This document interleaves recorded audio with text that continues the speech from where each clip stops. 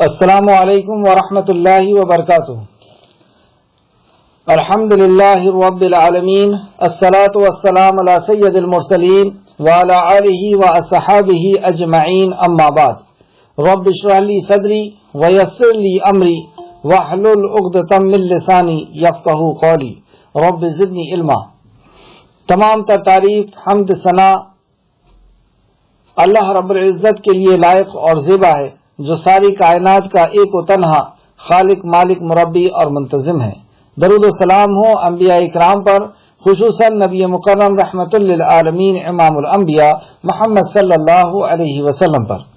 اس مختصر سے درود و سلام کے بعد سورہ ہجر کی آیت نمبر 26 سے انشاءاللہ تعالی آج کلاس رہے گی۔ آج کی کلاس میں آدم علیہ السلام کی تخلیق کا ذکر ہے، اور یہ بہت ہی دلچسپ واقعہ ہے، اور کیوں نہ ہو، کیونکہ اس میں ہماری ہی تخلیق کا ذکر ہے۔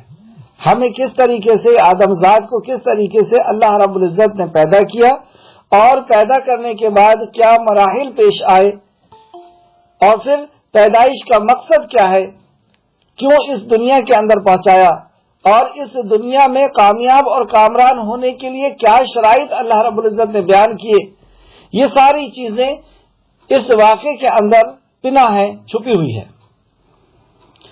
ایسا عبرتناک واقعہ، ایسی وصیتوں اور نصیحتوں سے لبریز واقعہ کہ جو ہمیں ہمہ وقت جن نصیحتوں اور وصیتوں کی ضرورت ہوا کرتی ہے، وہ ساری چیزیں اللہ رب العزت نے اس واقعے کے اندر سمو دیا۔ یہ واقعہ قرآن مقدس کے اندر 7 مقام پر بیان کیا گیا۔ اگر 7 مقام کو ایک ساتھ اگر ہم پڑھیں تو ہمیں پورا واقعہ سمجھ میں آ جائے گا، اور ساری حکمتیں ایک ساتھ سمجھ میں انشاءاللہ تعالی آئے گی حدیث کے حوالے سے اگر ہم اس کو پڑھتے ہیں تو۔ یہ واقعہ سب سے پہلے سورہ بقرہ کے اندر پیش ہوا، آیت نمبر 29 سے 39 تک۔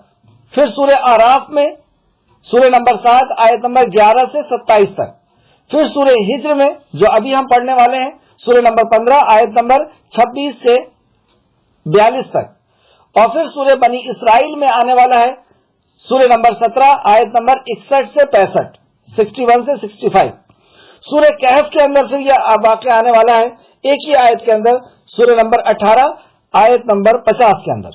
پھر سورہ طٰہٰ سورہ نمبر 20 آیت نمبر 115 سے 124 تک۔ اور پھر سورہ صاد سورہ نمبر 38 آیت نمبر 71 سے 85، 71 سے 85 تک۔ ان پورے جگہ میں جب ہم اس کو ایک ساتھ ملا کر کے پڑھتے ہیں تو ہمیں پوری بات سمجھ میں آتی ہے کہ ہماری پیدائش کا مقصد کیا ہے، اور کس چیز سے، کس طریقے سے اللہ رب العزت نے پیدا کیا۔ بہرحال پچھلی دفعہ جو بیان کیا جا چکا ہے، میں کوشش کروں گا کہ اس کے علاوہ کوئی نئی چیز، کوئی نئی تفسیر آپ کے سامنے پیش کروں ان آیتوں کی روشنی میں۔ پچھلی آیت میں سورہ بقرہ کے اندر جب ہم نے دیکھا کہ آیت نمبر 29 سے یہ واقعہ شروع ہونا تھا، یعنی 30 سے یہ شروع ہوا، لیکن 29 میں کیا تھا؟ اللہ نے فرمایا هو الذی خلق لکم ما فی الارض جمیعا، جو کچھ چیزیں زمین کے اندر ہے وہ تمہارے لیے پیدا کی۔ اور پھر اس کے بعد اللہ رب العزت نے آدم علیہ السلام کی پیدائش کا ذکر شروع کیا۔ تو پتہ یہ چلا کہ ہمارے بننے کے پہلے ہماری ضرورت کی چیزیں ہمارے خالق نے پیدا کیا، اور پھر اس کے بعد حضرت انسان کو پیدا کیا۔ یہ بھی ایک انسان کا اعجاز ہے کہ اس کے آنے کے پہلے دنیا کے اندر اس کی ضرورت کی چیزوں کو لایا جاتا ہے۔ ہمارا خالق ہماری ضرورتوں کی چیزوں کو پہلے پیدا کرتا ہے، اور ضرورت کی چیزوں میں کان، آنکھ، دل، والدین، ماں باپ اور کنبہ، قبیلہ، رشتہ دار، اور پھر کھانے پینے کی چیزیں۔ ہم دیکھیں جب ہم جیسی اس دنیا کے اندر آتے ہیں تو ہمیں پینے کے لیے جو چیز کی ضرورت ہے وہ اللہ رب العزت کئی سال پہلے سے اس کا انتظام فرماتا ہے۔ یہاں فرمایا وہ الذی خلق لکم ما فی الارض جمیعا، جو کچھ زمین کے اندر ہے وہ سب تمہارے لیے، یعنی ایک ایک مخلوق جو پیدا کی گئی ہے وہ گھوم پھر کر کے کہیں نہ کہیں سے انسان کے فائدے کے لیے پیدا کی گئی ہے۔ پھر اس کے بعد اللہ نے یہاں فرمایا اعوذ باللہ من الشیطان الرجیم وَلَقَدْ خَلَقْنَا الْإِنسَانَ مِنْ صَلْصَالٍ مِنْ حَمَامٍ مَسْنُونٍ، اور یقیناً ہم نے انسان کو سڑے گارے کی کھنکھناتی ہوئی مٹی سے پیدا کیا اور اس سے پہلے جنوں کو ہم نے سخت حرارت والی آگ سے پیدا کیا، یعنی دھواں رہت بغیر دھوئیں کی آگ سے پیدا کیا۔ تو یہاں پہ دو مخلوق کا ذکر کیا گیا، انسان اور جنات۔ فرشتوں کو کیسے پیدا کیا؟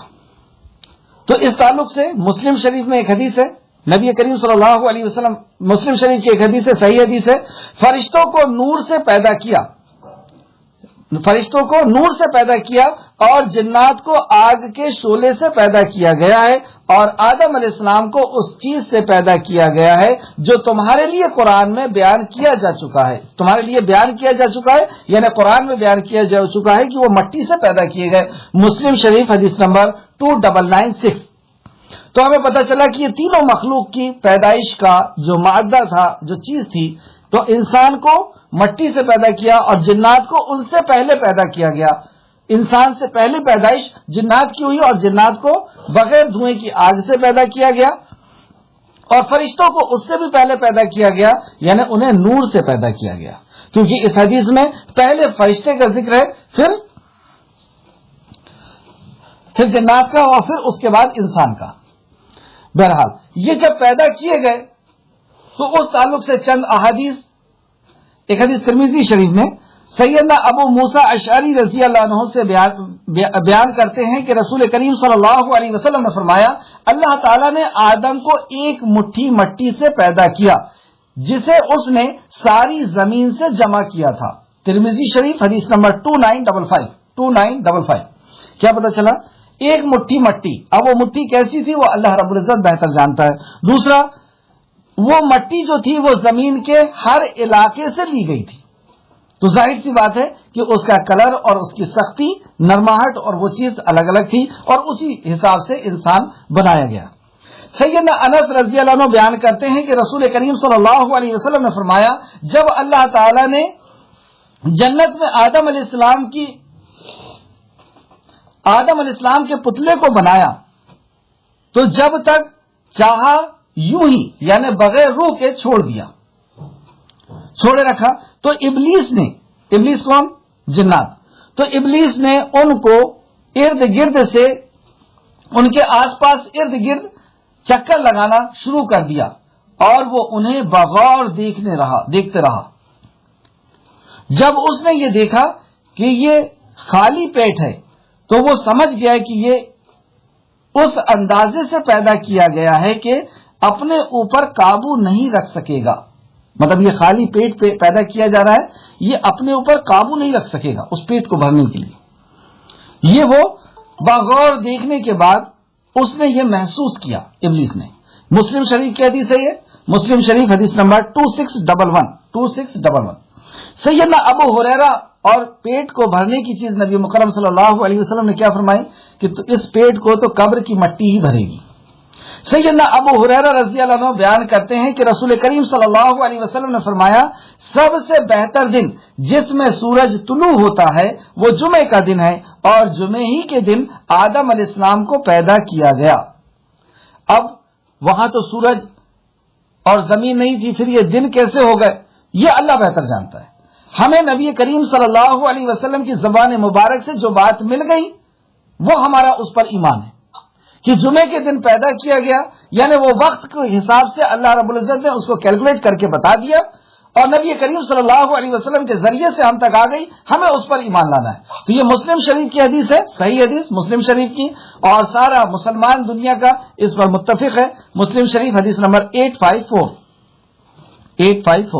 سیدنا ابو ہریرہ بیان کرتے ہیں کہ رسول کریم صلی اللہ علیہ وسلم نے فرمایا، آدم علیہ السلام پیدا کیے گئے تو ان کا قد 60 ہاتھ تھا۔ کتنا ہاتھ؟ 60 ہاتھ تھا۔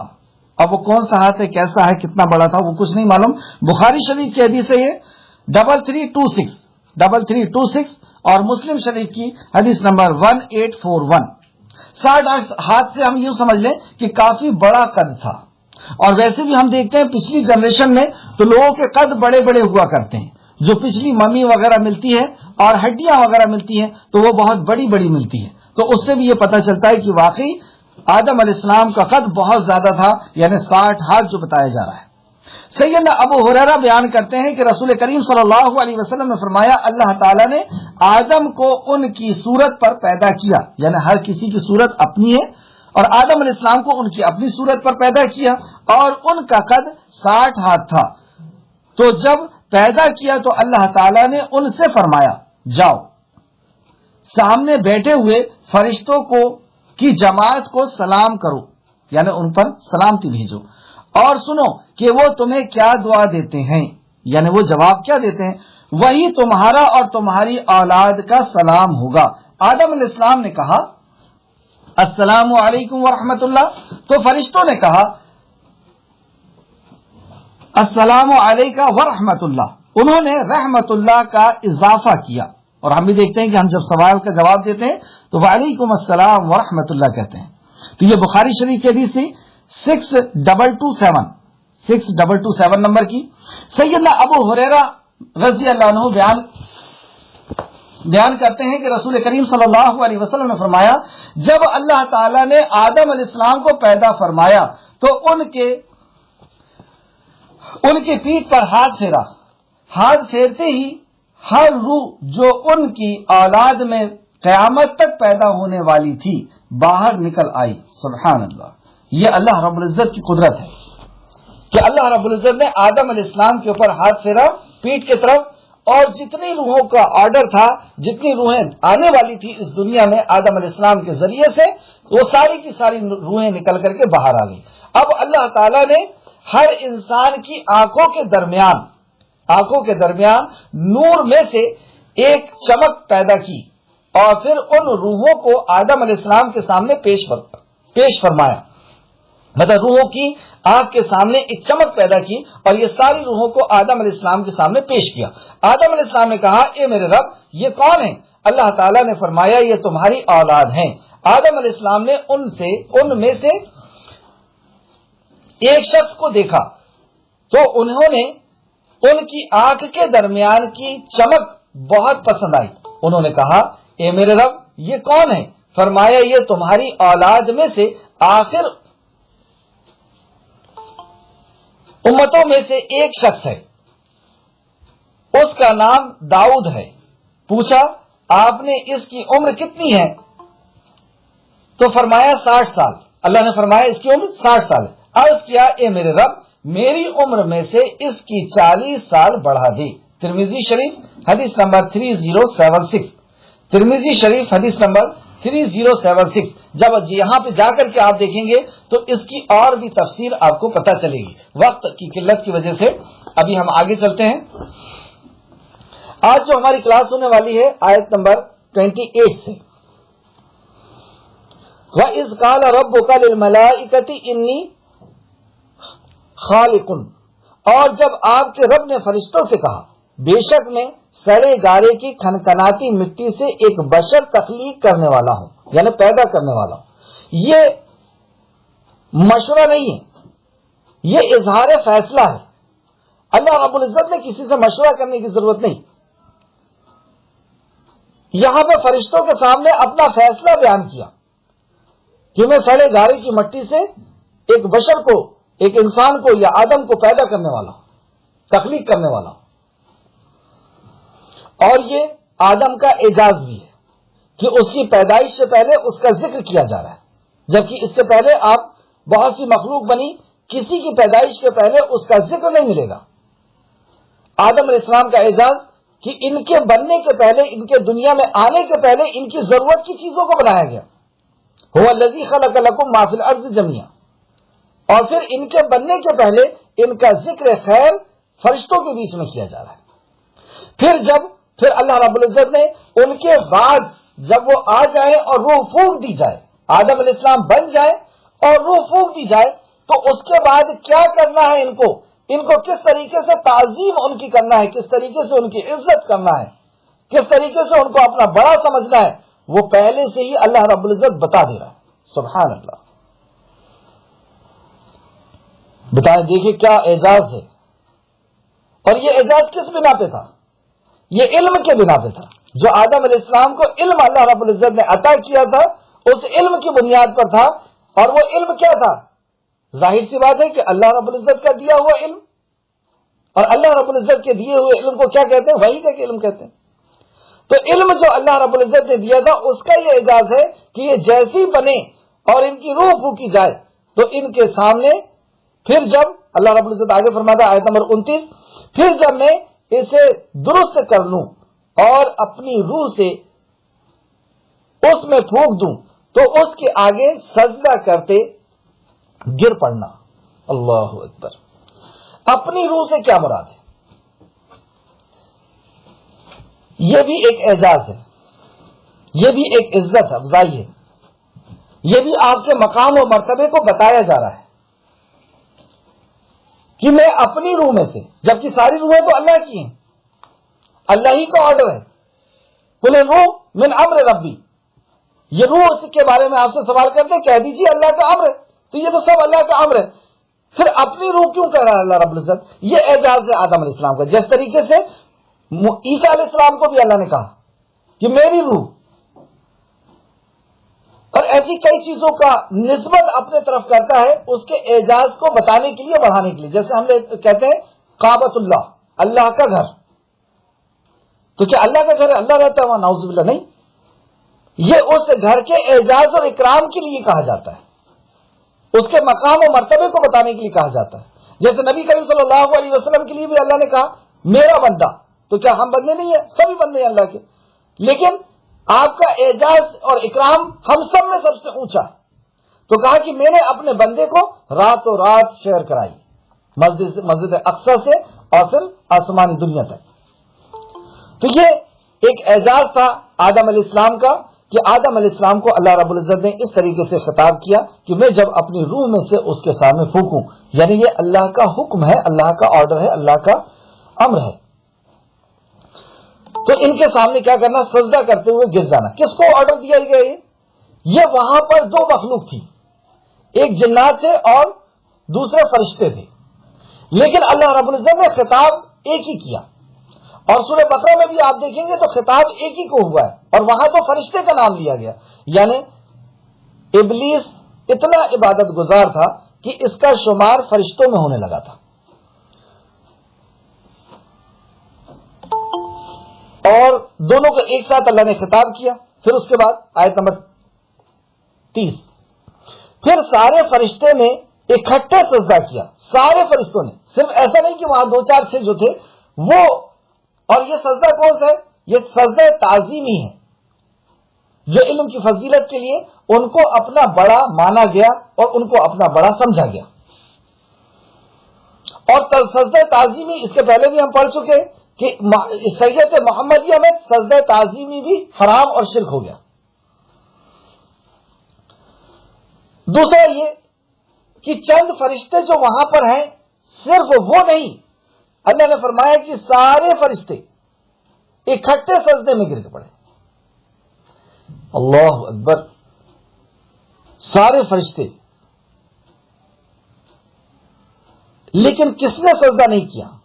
فرشتے تو سارے ہو گئے، سارے کے سارے مطیع اور فرمانبردار ہیں اللہ رب العزت کے. وہ کچھ نہیں سوچتے کہ اللہ رب العزت نے کیا آرڈر دیا ہے، وہ صرف یہ سوچتے ہیں کہ آرڈر کس کا ہے. اللہ کا آرڈر ہے اور ہمیں اس کو پورا کرنا ہے. ان کی اپنی کوئی بھی خواہش اور ان کی اپنی خواہش ان کو کوئی بھی آڑے نہیں آتی. وہ اللہ رب العزت کے مطیع اور فرمانبردار بندے ہیں. لیکن دو مخلوق ایسی ہیں جنہیں عمل کی آزادی دی گئی ہے، ایک انسان ہے اور دوسرا جنات. تو جنات نے کیا کیا؟ سوائے ابلیس کے. ابلیس کون ہے؟ یہ جنات ہے. سوائے ابلیس کے اس نے انکار کیا اور سجدہ کرنے والوں کے ساتھ، اور سجدہ کرنے والوں کے ساتھ نہ ہوا، انکار کرنے والوں کے ساتھ ہو گیا. مطلب اس نے انکار کر دیا، سجدہ کرنے والوں کے ساتھ وہ نہ ہوا. اللہ کے حکم کا انکار کیوں کر دیا اس نے انکار؟ اگر آپ ایسا سوچیں گے کہ تکبر کی وجہ سے کیا، تو تکبر اس کے اندر کیوں آیا؟ تو تکبر اس کی اپنی سوچ تھی جس کو ہم بدگمانی کہتے ہیں. گمان، بد، برا گمان. تو بدگمانی کیوں آئی؟ اصل اللہ کی نافرمانی کی جڑ کیا ہے، اس تک ہمیں یہاں پہ تدبر کر کے پہنچنا ہے.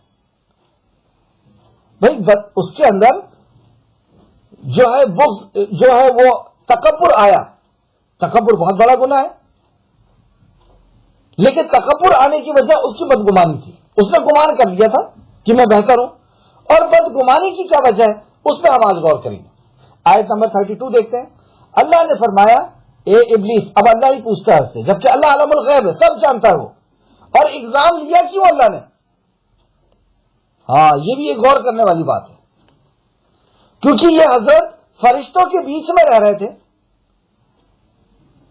عزت اور اکرام کے ساتھ جہاں چاہ رہے تھے وہاں جا رہے تھے، اور اپنی اللہ کی عبادت بھی کر رہے تھے، اور اللہ کی فیسلٹی سے فائدہ بھی اٹھا رہے تھے، نعمتوں سے فائدہ اٹھا رہے تھے. لیکن اللہ رب العزت جانتا تھا کہ اس کے دل کے اندر کیا ہے، اس کے دل دماغ کے اندر کیا برائی ہے. اور اللہ اگر ویسی اٹھا کر کے جہنم میں ڈال دیتا تو ابلیس بغاوت پر اترتا، اور کرتا بھی کچھ نہیں، کیا کر پاتا؟ اللہ کی مرضی تھی. لیکن وہ بغاوت کرتا کہ مجھے تو نے اچانک اٹھا کر کے جہنم میں ڈال دیا جبکہ میں اتنے سالوں سے عبادت کر رہا تھا. تو اللہ رب العزت نے ایگزام لیتا ہے اور ہماری اصلیت کو ہمارے سامنے لے کر کے آتا ہے، اور کل حشر کے میدان میں پھر اس اصلیت کو دکھائے گا کہ دیکھو تمہارا فلاں فلاں جگہ ایگزام ہوا تھا اور تم ایسے ہو، تم اس لائق نہیں ہو کہ میری جنت کے اندر رہو اور میرے مقرر اور معزز بندوں کے ساتھ تم رہو، تم اس لائق نہیں ہو، تمہارے اندر یہ فطرت ہے. تو ایگزام لیا اللہ رب العزت نے، اور ایگزام لیا ہی اس لیے جاتا ہے کہ قابلیت کو سامنے لا دیا جائے. تو اللہ رب العزت تو عالم الغیب ہے، وہ تو سب جانتا ہے. ہم ساری روحوں کو جیسے آدم علیہ السلام کی پشت سے نکالا تھا، اسی دن سے اللہ رب العزت غیب کا جاننے والا ہے نا. وہ تو جانتا تھا کہ کون جنت میں جانے والے کون جہنم میں جانے والے، وہیں سے اٹھا کر کے جنت اور جہنم میں ڈال دیتا. لیکن اس میں اختلاف کرتے ہم کہ ہماری کوئی غلطی نہیں تھی، ہمیں زبردستی جہنم میں ڈال دیا گیا ہے. تو اب ایک ایگزام کا سلسلہ شروع کیا اس نے. اور ایگزام کا سلسلہ کہاں سے شروع ہو رہا ہے؟ پہلے فرشتوں سے ایگزام دے لیا کہ دیکھو یہ واقعی وہ روحیں ہیں، یہ وہ مخلوق ہے جو پلک جھپکنے کے برابر بھی اللہ کی نافرمانی نہیں کرتی، اس لیے ان کا مقام و مرتبہ ایسا ہے فرشتوں کا. اور ابلیس کو بتا دیا اس کی اصل کیا تھی. تو ابلیس نے انکار کیا. اب اللہ رب العزت سب کچھ جاننے کے بعد اس سے پوچھتا ہے کیا وجہ ہے، کیوں نہیں کیا تم نے؟ اس انداز میں پوچھتا ہے اللہ. آیت نمبر 32 اللہ نے فرمایا اے ابلیس تجھے کیا ہے، تو سجدہ کرنے والوں میں کے ساتھ شامل نہیں ہوا؟ کیا وجہ تھی، کون سی رکاوٹ تھی تیرے سامنے؟ اس نے کہا میں ایسا نہیں کہ ایک بشر کو سجدہ کروں جسے تو نے سڑے گارے کی کھنکھناتی مٹی سے پیدا کیا. تکبر نظر آ کہ تو نے اسے سڑے گارے کی کھنکھناتی ہوئی مٹی سے پیدا کیا، میں آگ سے پیدا ہوں. جیسے دوسرے فرقان کے اندر اللہ فرماتا ہے، سورہ فرقان آیت نمبر 12 کے اندر آپ دیکھ سکتے ہیں، میں اس سے اللہ نے جب وہاں پر بھی پوچھا تھا تو وہ وہاں بتاتا ہے میں اس سے بہتر ہوں. ہاں یہ ہے اس کا گمان، میں اس سے بہتر ہوں. مجھے تو نے آگ سے پیدا کیا ہے اور اسے تو نے مٹی سے پیدا کیا ہے. آگ اوپر جاتی ہے، مٹی تو نیچے رہتی ہے. تو یہ اس کا گمان تھا، اور گمان غلط نہیں تھا بھائی، بات صحیح تھی. ہزاروں سال سے اللہ کی عبادت کر رہا تھا، یہ تو آدم علیہ السلام ترنت بنے تھے، تو مقام تو زیادہ ہے. اسے آگ سے پیدا کیا، اسے مٹی سے پیدا کیا، خاک سے پیدا کیا، تو ظاہر سی بات ہے کہ اونچائی تو اسی کی نظر آ رہی ہے. لیکن یہ اس کا گمان ہے. اصل میں بہتر کون ہے یہ کون طے کرے گا؟ ہم طے کریں گے، یہ ہمارا خالق طے کرے گا. ہم میں بہتر کون؟ ہم لوگ یہ سمجھتے ہیں نا کہ میں خوبصورت ہوں اس لیے میں بہتر ہوں، میں سید گھرانے سے ہوں اس لیے میں بہتر ہوں.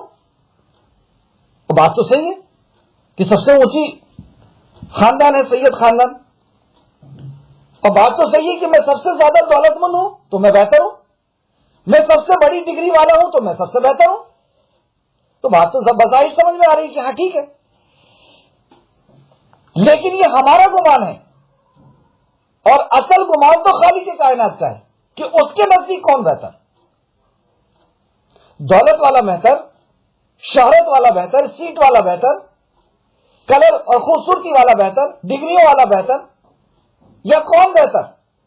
تو یہاں پر اس نے بھی جو گمان کیا وہ یہی گمان تھا کہ میں آج سے بناؤں مطلب میں بہتر ہوں. ٹھیک ہے، آج سے بنائے بہتر ہے، لیکن اللہ کے نزدیک کون بہتر؟ نوٹ کریں سورہ حجرات آیت نمبر 13.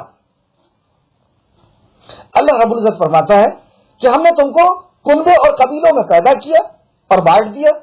اب اس کے آگے فرماتا ہے تم میں اللہ کے نزدیک عزت والا وہ ہے جو تم میں زیادہ تقوی والا ہے. سبحان اللہ. تو یہ ہماری سوچ ہے کہ ہم نے اس کو بانٹ لیا کہ میں اونچی خاندان کا ہوں، میں عالم کی اولاد ہوں، یا میں فلاں ڈگری والا ہوں، یا میں فلاں بلڈنگ والا ہوں اور فلاں گاڑی اور موٹر ہے میرے پاس تو میں بہتر ہوں. لیکن ان چیزوں کے بیس پر، ان چیزوں کی وجہ سے کوئی بہتر نہیں بنتا. یہ تو سب اللہ کی عطا ہے. اللہ نے جس کو چاہا جیسا دیا، اللہ نے جس کو چاہا جس گھر میں پیدا کر دیا، اللہ نے جس کو چاہا جیسے کلر اور جیسی خوبصورتی کے ساتھ پیدا کر دیا، اللہ نے جس کو چاہا اس کے ذہن کو صلاحیت ویسی دے دی اور اس نے ڈگریاں حاصل کر لی. یہ تو اللہ کی عطا ہے. تو بہتر کون ہوگا؟ جو اپنے نفس کو پاک کرے گا، جو اپنا محاسبہ کرے گا اور اپنے نفس کو ایسا پاک کر کے اور خالق کے کائنات کے سامنے مطیع اور فرمانبردار بن جائے گا، متقی بن جائے گا، تقوی اختیار کر لے گا. تو جو تقوی اختیار کرے گا وہ ہم میں بہتر ہے. اب دیکھیے، تکبر کی جڑ کو ختم کر دیا گیا. اسلام وہ پیاری تعلیم ہے کہ انسان کو ایک بہترین انسان بنا دیتی ہے. تکبر ایک بہت ہی غلیظ اور گندی چیز ہے جس کے تعلق سے مسلم شریف کی حدیث ہے، باب نمبر 91 حدیث نمبر 148، جس کے اندر رائی کے دانے کے برابر بھی تکبر ہوگا وہ جنت کے اندر داخل نہیں ہو سکتا. اتنی غلیظ چیز ہے یہ. کسی کو تکبر مطلب کسی کو حقیر سمجھنا، کسی کو اپنے سامنے کمتر سمجھنا، دولت کی بنیاد پر، اس کے سرنیم کی بنیاد پر، اس کی کلر اور خوبصورتی کی بنیاد پر، اس کے کم پڑھے لکھے ہونے کی بنیاد پر. یہ ساری چیزیں یہ ہمارا گمان ہوتا ہے اور اسی کو بدگمانی، غلط گمان کہتے ہیں. صحیح گمان کیا ہے؟ صحیح گمان یہ ہے کہ ہم میں جو تقوی والا ہو. اب دیکھیں آپ اس کا کتنا بڑا فائدہ ہوگا. ہماری جماعت ہے 8-10 لوگ، 50 لوگ ہیں، تو اب ہم میں کوئی یہ نہیں کہہ سکتا کہ کون بہتر ہے، کیونکہ تقوی کا دل سے تعلق ہے اور اس دل کے اندر کتنا اللہ رب العزت کی محبت ہے اور اس کی ناراضگی کا ڈر ہے، یہ سوائے اللہ کے کوئی نہیں جانتا. تو ہم ایک دوسرے کو حقیر کی، حقارت کی نظر سے نہیں دیکھیں گے. اور یہ بڑی بیماری، اس کی وجہ کیا تھی؟ یہ بدگمانی تھی. اور بدگمانی کی وجہ کیا تھی؟ علم کا نہ ہونا. اگر ابلیس کو یہ علم ہوتا کہ میرے سوچنے سے میں بڑا نہیں ہو جاؤں گا، اللہ رب العزت کے فیصلے کے حساب سے میں بڑا ہوں گا، اللہ کے نزدیک کون بہتر ہے، یہ علم نہیں تھا نا اس کو. تو اللہ رب العزت نے یہاں بتایا. تو فساد کی جڑ کہاں سے شروع ہوتی ہے؟ اس لیے سب سے پہلی آیت کیا آئی؟ اقرا، جان تو. اور پھر اس کے بعد اس نے اپنے بدگمانی کی وجہ سے تکبر کیا. اور تکبر جب انسان کے اندر آ جاتا ہے تو ایسی آنکھ میں پٹی لگتی ہے کہ وہ یہ نہیں سمجھتا کہ وہ کر کیا رہا ہے. ساری کائنات کا خالق اور مالک اور اس کی طاقت اور اس کی عظمت کو وہ جانتا ہے ابلیس، لیکن یہ تکبر کی چادر ایسی آنکھ کے اوپر لگتی ہے کہ وہ سوچنے سمجھنے کی طاقت کو ختم کر دیتی ہے. اور اللہ رب العزت کو براہ راست سامنے سے مراد پردے سے ہی بات ہو رہی ہے. تو اللہ رب العزت کا اس نے انکار، اللہ کے حکم کا اس نے انکار کر دیا. اور یہ چھوٹا موٹا جرم نہیں تھا کہ اللہ رب العزت کہہ رہا ہے سجدہ کر اور وہ کہہ رہا ہے کہ میں بہتر ہوں، میں نہیں کروں گا، اور اس کے سامنے کروں، یہ تو مٹی سے بنایا گیا. تو اللہ رب العزت نے اس کے بعد کیا حکم دیا؟ اللہ نے فرمایا، آیت نمبر 34، اللہ نے فرمایا تو یہاں سے نکل جا، چنانچہ بلا شبہ تو مردود ہے. راندہ مطلب دربار سے نکالا گیا ہے. یہاں سے نکل جا مطلب وہ عزت کے مقام پر ایک متکبر شخص نہیں رہ سکتا. اگر بغیر ایگزام کے اللہ اس کو نکالتا تو بہت چیخ پکار کرتا، لیکن اب اس کی حقیقت کو اس کے سامنے اللہ رب العزت نے لے کر کے آیا. ہمارے بیچ میں بھی اور مکہ کے مدینہ کے اندر بھی مسلمانوں کے بیچ میں منافق بھی ہوا کرتے تھے.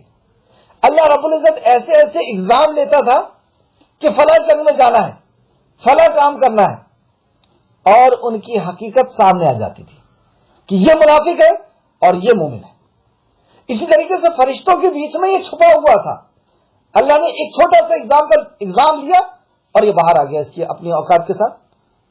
ہم بھی مومنوں کے بیچ میں رہ رہے ہیں نا، تو اللہ رب العزت ہم سے بھی ایگزام لیتا ہے اور چہرہ سامنے آ جاتا ہے کہ کون اللہ کا نبی کا مطیع اور فرمانبردار ہے اور کون اپنی نفسانی خواہشات کی بنا پر، اپنی خاندانی خواہشات کی بنا پر، اپنے سماج اور اپنی جماعت کی خواہشات کی بنا پر اللہ اور اللہ کے نبی کی نافرمانی کر دیتا ہے. تو ایگزام تو چل رہا ہے اور دنیا دیکھ رہی ہے کہ کون اللہ کا فرمانبردار ہے اور کون نافرمان ہے، اور ہمارا بھی حساب لیا جا رہا ہے اور کیمرے لگے ہوئے ہیں اللہ رب العزت کے. لکھنے والا بیٹھا ہوا ہے ایک دائیں طرف اور ایک بائیں طرف، اور یہ ساری ریکارڈنگ چل رہی ہے اور اللہ رب العزت کے سامنے پیش کر دی جائے گی کہ یہ اس نے کر کے آیا، یہ ایگزام دے کے لیے گیا تھا دنیا میں. آگے دیکھتے ہیں. اللہ رب العزت نے اسے نکال دیا. آیت نمبر 35. اور بے شک تجھ پر یوم جزا تک لعنت ہوگی. اچھا، جب اسے نکالا گیا اس کے تعلق سے ایک چھوٹی سی تفصیل دیکھتے ہیں. سعید بن جبیر رضی اللہ عنہ سے روایت ہے کہ اللہ تعالیٰ نے جب ابلیس پر لعنت فرمائی تو اس کی فرشتے والی صورت تبدیل کر دی. مطلب پہلے یہ فرشتے والی صورت میں تھا، اب اس کی صورت جو ہے وہ تبدیل کر دی، تبدیل ہو گئی، اور اس نے ایک زور کی چیخ ماری، اور قیامت تک دنیا کی ہر چیخ کا تعلق اسی چیخ سے ہے. تفسیر ابن ابو حاتم جلد نمبر 7 صفحہ نمبر 2265. تفسیر ابن کثیر دارالسلام جلد نمبر 3 اور صفحہ نمبر 510 اور 509. کیا پتہ چلا کہ جب اس نے اللہ رب العزت کی نافرمانی کی تو اللہ نے اس کی شکل کو تبدیل کر دی. بچہ فطرت اسلام پر پیدا ہوتا ہے، آپ دیکھیں وہ کتنا پیارا نظر آتا ہے، لیکن جیسے جیسے اس کے اندر گناہ آنا شروع ہوتے ہیں اور اتنا پیارا ہوتا ہے کہ کوئی بھی اس کو اپنے گود میں لیتا ہے، کوئی بھی اس کا پیار کرتا ہے، کیونکہ شکل کے اندر معصومیت ہے. کس چیز سے معصومیت؟ گناہوں سے. اور جیسے جیسے وہ گناہ کے اندر ملوث ہوتا چلا جاتا ہے، آپ دیکھیں جو زیادہ گنہگار لوگ ہوتے ہیں ان کے چہرے کو دیکھیے گا. تو اس نے گناہ کیا، اللہ کی نافرمانی کی، اللہ نے شکل کو بدل دیا اور یہ چیخ لگاتا ہے، اور وہ چیخ کی تعلق جتنی بھی چیخیں ہیں اس سے ہوگا اس کا. آیت نمبر 35. اور بے شک تجھ پر یوم جزا تک لعنت ہے. کیسی لعنت؟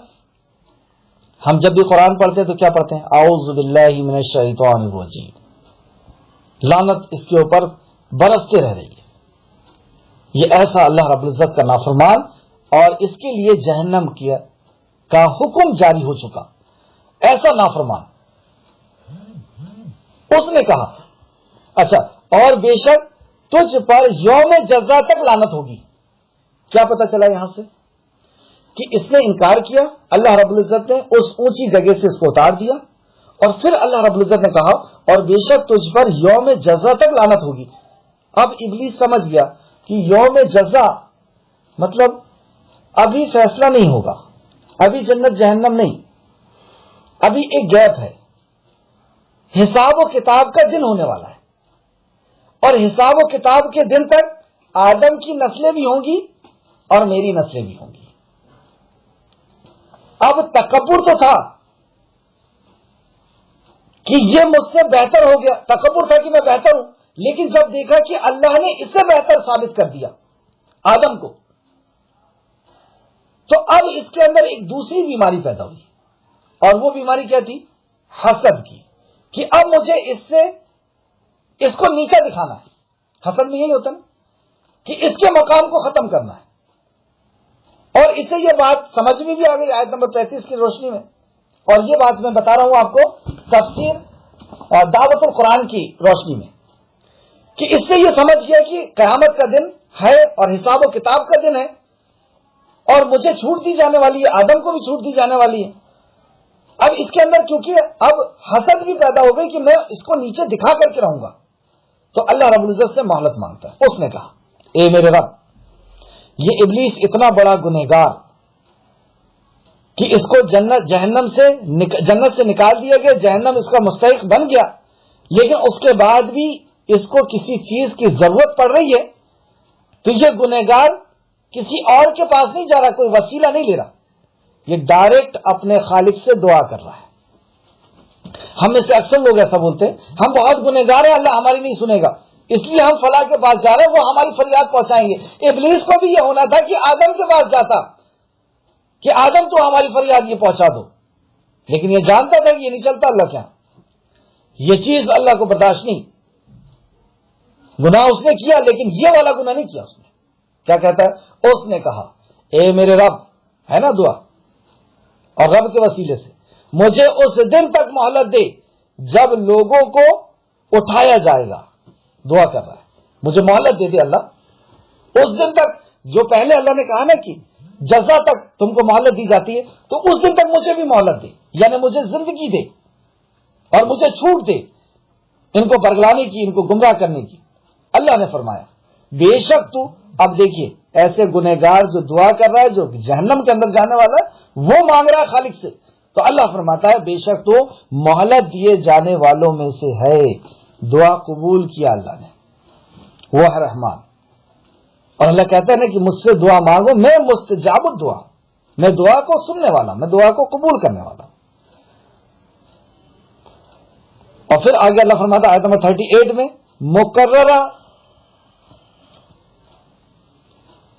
مقررہ وقت کے دن تک، مطلب تجھے چھوٹ دی گئی ہے لیکن کب تک؟ مقررہ وقت کے دن تک، مطلب ایک فکس ٹائم ہے جب تک تمہیں بھی چھوٹ دی گئی ہے، اور اس کے بعد ابلیس کی بھی چھوٹ ختم.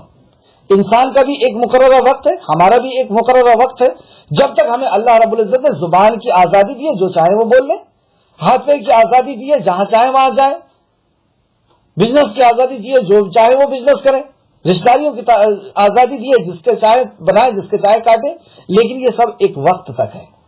یہ ہماری شرارتیں اور ہماری اللہ رب العزت سے جو نافرمانی ہے، اللہ ہمیں سب کو محفوظ رکھے، یہ ایک وقت تک ہے، اور جیسی وہ وقت ختم ہوگا یہ ساری چیزیں ختم ہو جائیں گی. تو ابلیس کو مہلت دے دی گئی.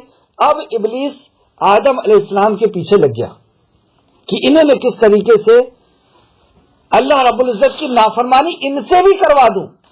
تو جب ان سے بھی نافرمانی ہو جائے گی تو میں اور یہ ایک جیسے ہو جائیں گے، میں اور ایک جیسے ہو جائیں گے. آپ دیکھیں گے کہ ہر انسان جو غلط کرتا ہے وہ دوسرے کو بھی غلط میں لانا چاہتا ہے. کیوں لانا چاہتا ہے؟ میں اور وہ ایک جیسے ہو جائیں گے، میں بھی پٹ رہا ہوں یہ بھی پٹے گا، میں بھی بے عزت ہو رہا ہوں یہ بھی ہوگا. تو ہر انسان اپنی جو اس کی پوزیشن ہوتی ہے وہ اپنے دوستوں کو بھی وہیں لانے کی کوشش کرتا ہے. تو اس نے کہا اے میرے رب. اب دیکھیے یہاں پہ فطرت، انسانی فطرت، شیطانی فطرت کیا ہوتی ہے، اللہ ہم کو ایسی فطرت سے بچائے. اس نے کہا اے میرے رب، مجھے کو تیرے گمراہ کرنے کے سبب یقیناً میں ان کے لوگوں کے لیے زمین میں گناہ کو خوش نما بنا دوں گا اور ان سب کو گمراہ کروں گا. اب اس نے اپنا اس کے اندر جو بغض چھپ رہا ہے اس کا اظہار کرتا ہے اور اپنے گناہ کو اللہ رب العزت کی طرف ڈالتا ہے کہ تو نے مجھے گمراہ کیا. مطلب نہ ایگزام ہوتا نہ پھر فیل ہوتا. دیکھ رہے ہیں آپ، یہ شیطانی فطرت ہے. ہم سے غلطی ہو رہی ہے تو ہمیں کیا کرنا چاہیے تھا؟ آدم علیہ السلام سے بھی لغزش ہو گئی تھی جو ان کے تقدیر میں تھی، لیکن آدم علیہ السلام سے جب غلطی ہوئی کہ اس پیڑ کے درخت کے قریب مت جانا، اور آدم علیہ السلام چلے گئے، تو آدم علیہ السلام نے یہ نہیں کہا کہ اللہ تو نے مجھے بہکا دیا یا ابلیس نے مجھے بہکا دیا یا میرے تقدیر میں ایسا تھا. آدم علیہ السلام نے کیا کہا؟ ربنا ظلمنا انفسنا وان لم تغفر لنا وترحمنا لنكونن من الخاسرین. اے اللہ، میں نے اپنی جان پر، اپنے نفس پہ ظلم کر دیا، اور اگر تو نے معاف نہ کیا تو میں خسارہ اٹھانے والوں میں سے ہو جاؤں گا. لیکن ابلیس سے بھی غلطی ہوئی. اور اس نے اس کی غلطی کو تسلیم نہیں کیا.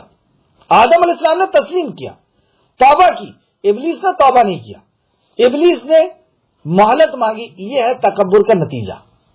جب انسان کے دل دماغ کے اندر کسی کو وہ حقیر سمجھ لیتا ہے اور اپنے آپ کو بڑا سمجھتا ہے تو عقل کے پردے اس طریقے سے لگ جاتے ہیں. اللہ ہم سب کو محفوظ رکھے اس بری بیماری سے, آمین یا رب العالمین. تو اس نے کہا کہ میں ان کو گمراہ کروں گا, اور ان کے دوسری جگہ بھی فرماتا ہے, اور دوسری جگہ بھی وہ کہتا ہے کہ میں دائیں طرف سے بائیں طرف سے سامنے سے اور پیچھے سے آؤں گا اور ان کو گمراہ کروں گا, اور تیرے ہر اکثریت کو میں گمراہ کر لوں گا. اور بھی اس طریقے سے دوسری جگہ میں جب آپ پڑھیں گے تو اور بھی پتہ چلے گا. اس آیت کو پھر سے دیکھتے ہیں. اس نے کہا اے میرے رب, مجھ کو تیرے گمراہ کرنے کے سبب یقیناً میں ان لوگوں کے لیے زمین میں گناہ خوشنما بنا دوں گا اور ان سب کو گمراہ کروں گا, خوشنما بنا دوں گا. تو دیکھیے آپ کہ گناہ کے کام کو کتنا خوبصورت بنا کر کے وہ لے کر کے آتا ہے. جو حرام چیزیں ہیں وہی خوبصورت نظر آتی ہیں, جو حلال چیز گھر میں ہے وہ نظر نہیں آئے گی خوبصورت. اس کو وہ خوبصورت بنا کر کے ہمیں دکھاتا ہے, حقیقت میں ہوتی نہیں ہوگی.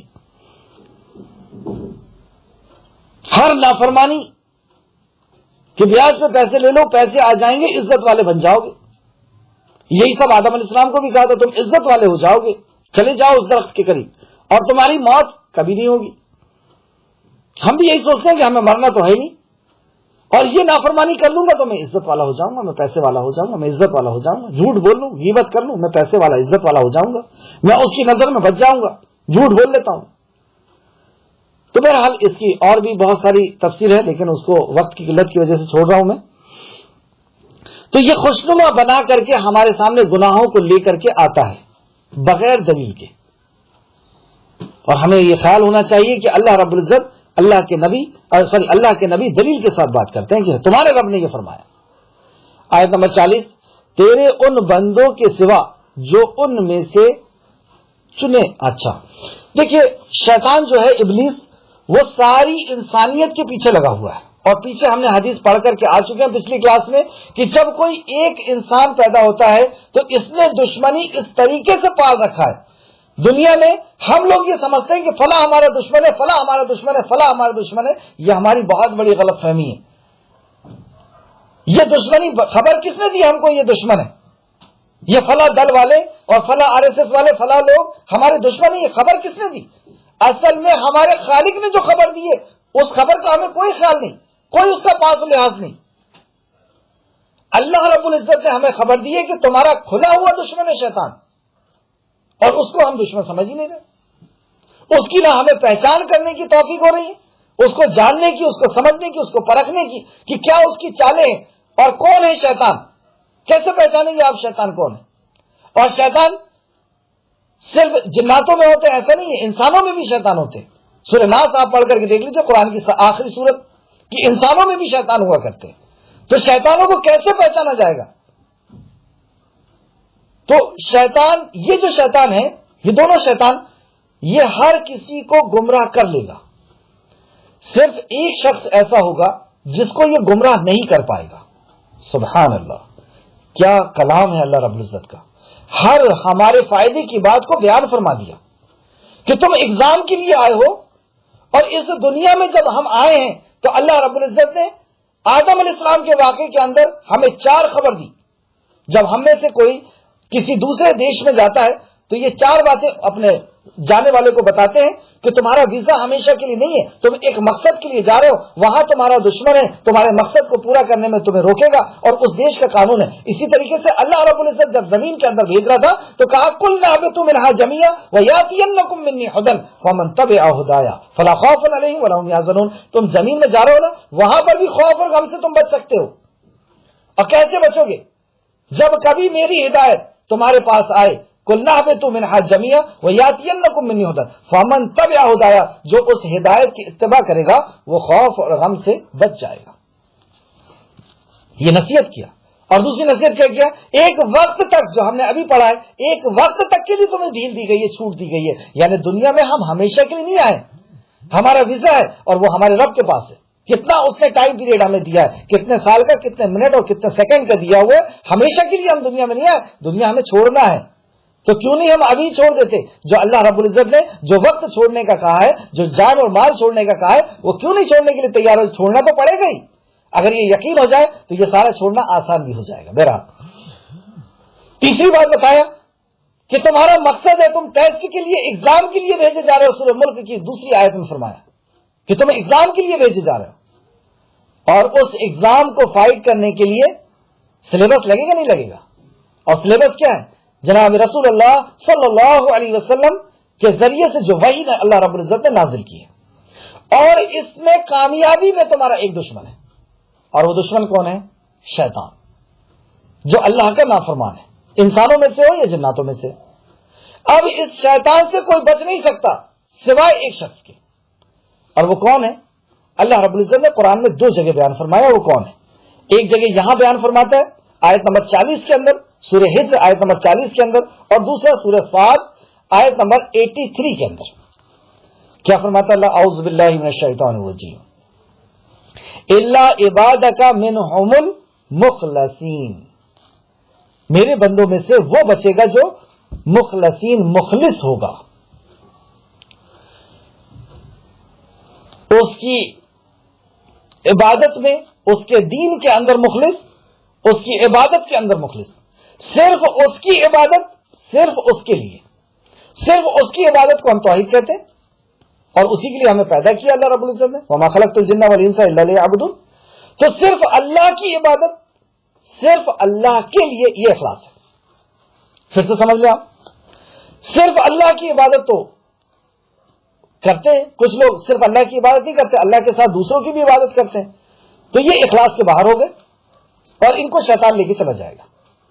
لیکن جو صرف اللہ کی عبادت کرتے ہیں، توحید پرست ہیں، لیکن وہ دوسرے کے لیے کرتے ہیں، دنیا کے لیے کرتے ہیں، کبھی عزت کے لیے کرتے ہیں، کبھی شہرت کے لیے کرتے ہیں، کبھی دولت کے لیے کرتے ہیں، ریاکاری ہے اس کے اندر، تو اللہ کے علاوہ کسی اور کے لیے وہ کرتے ہیں، ایسے شخص کو بھی شیطان بہت آسانی سے لے کر کے چلا جائے گا۔ ہمیں اگر شیطان مردود سے بچنا ہے تو ہمیں اپنے اندر اخلاص لانا ہوگا، عبادت صرف اللہ کی، صرف اللہ کے لیے۔ اللہ رب العزت ہم سب کی زندگی کے اندر اخلاص عطا فرما دے، آمین یا رب العالمین۔ اللہ نے فرمایا یہ مجھ تک پہنچنے کی سیدھی راہ ہے، اور یہ سمجھ لیں آپ کہ آج کی کلاس کا یہ سب سے اہم پوائنٹ تھا کہ ہمارے اندر اخلاص ہو جائے اور ہمارے اندر علم آ جائے کہ ہم بدگمانی سے بچ جائیں۔ جو بدگمانی ہم نے پال کر کے رکھے ہیں، ہم بہتر ہے، اور آپ دیکھیں، خود پریکٹیکل کریں، آنکھ بند کر کے سوچیں کہ بہتر کون ہے۔ شیطان اندر سے ایک آواز نکالتا ہے، بہتر تو ہی ہے۔ اللہ کا علم جب ہم تک پہنچا تو اب ہمیں سمجھنا چاہیے کہ بہتر ہم نہیں، پتہ نہیں ہم میں کون ہے، کون اللہ سے زیادہ تقوی رکھنے والا ہے، کون اللہ کا زیادہ مطیع اور فرمانبردار ہے۔ آیت نمبر 41، اللہ نے فرمایا یہ مجھ تک پہنچنے کی سیدھی راہ، کون سی؟ یہی اخلاص والی، صرف اللہ کی عبادت، صرف اللہ کے لیے، جس کے اندر توحید ہو اور ریا سے جو پاک ہو۔ بے شک میرے بندوں پر تیرا کوئی زور نہیں، یہ اللہ کے بندے ہیں، اور اس پر تیرا کوئی زور نہیں۔ تفسیر دیکھتے ہیں آیت نمبر 42 میں،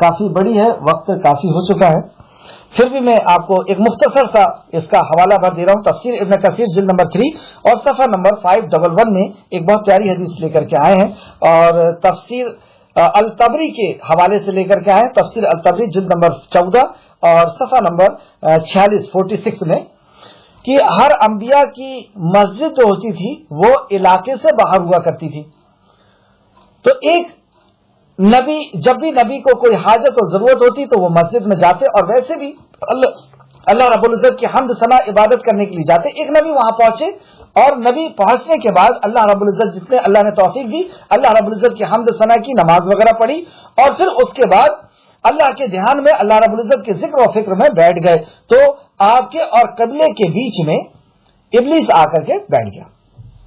جیسے انہوں نے دیکھا تو اعوذ باللہ من الشیطان الرجیم پڑھا، تو ابلیس کہتا ہے کہ تو جس سے مانگ رہا ہے، اعوذ باللہ کہہ رہا ہے کہ اللہ تو مجھے پناہ دے، کیا وہی اللہ ہے؟ تو جس سے مانگ رہا ہے کیا وہی وہ ہے؟ ایسا کہا اس نے، تو جس سے مانگ رہا ہے کیا وہی وہ ہے؟ پھر نبی نے 3 بار اعوذ باللہ من الشیطان الرجیم، اعوذ باللہ من الشیطان الرجیم پڑھا، اور پھر اس سے کچھ باتیں ہوئی، چند باتیں میں آپ کے سامنے پیش کر رہا ہوں۔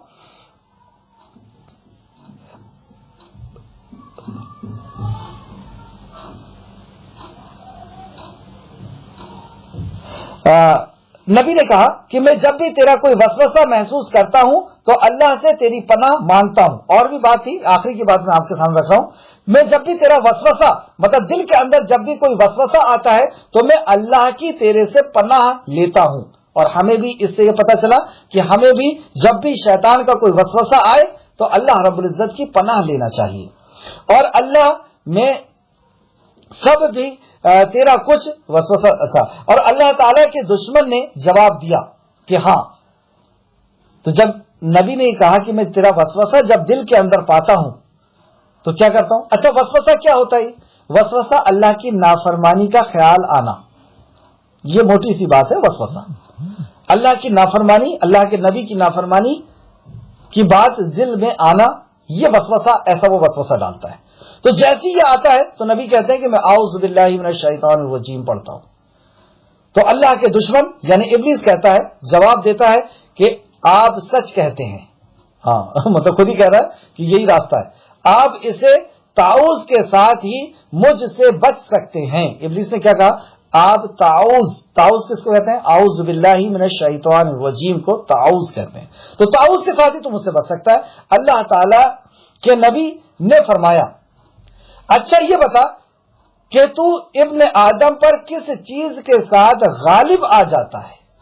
ایسی کون سی چیز ہے کہ تو اس کے اوپر غالب ہو جاتا ہے؟